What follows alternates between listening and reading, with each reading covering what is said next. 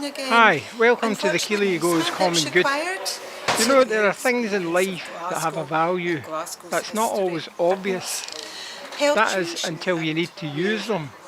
Here we're not talking about things that we personally own, like a car or the latest iPhone. It's about the things we share collectively. Yes, there was once a time we cared about each other a bit more and had a better sense of what the future might hold. So publicly we would try to put things in place to help prepare for it, not only for ourselves but for each other. That is why we have public institutions like the National Health Service, pensions, unions and social security.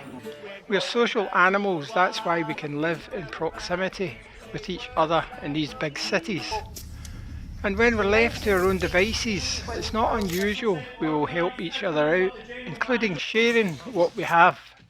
So here I'd like to share with you something born out of that human aptitude for looking after each other. Something that is unique to this country and is over 500 years old. It's worth tens of millions of pounds in different places all over Scotland and has laws made to protect it. These public owned assets include land and buildings like art galleries, libraries, town halls, parks, and many movable assets such as artwork, jewellery, gifts to the city, robes of office, and much that ordinary people have gifted to what is known as Scotland's Common Good Fund. You might never have heard of it, but that is what we are opening for enlightening awareness here. The Common Good Fund, this ancient and accruing pile of assets and money that should be used for the benefit of the communities who own them, to do as they wish.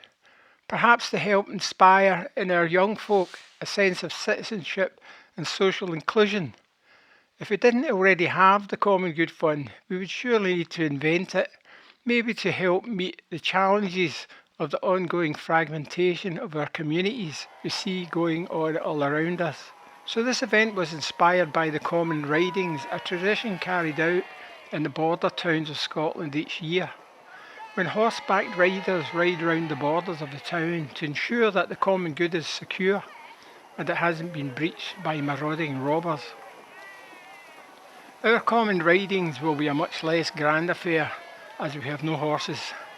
So here we don't have two horseshoes to rub together, but join us as we trot around Glasgow Green, one of our famous common spaces, with bikes, skateboards, baby buggies, wheelchairs, hobby horses or whatever we can cobble together to mark out and protect our common land from modern day robbers like property developers.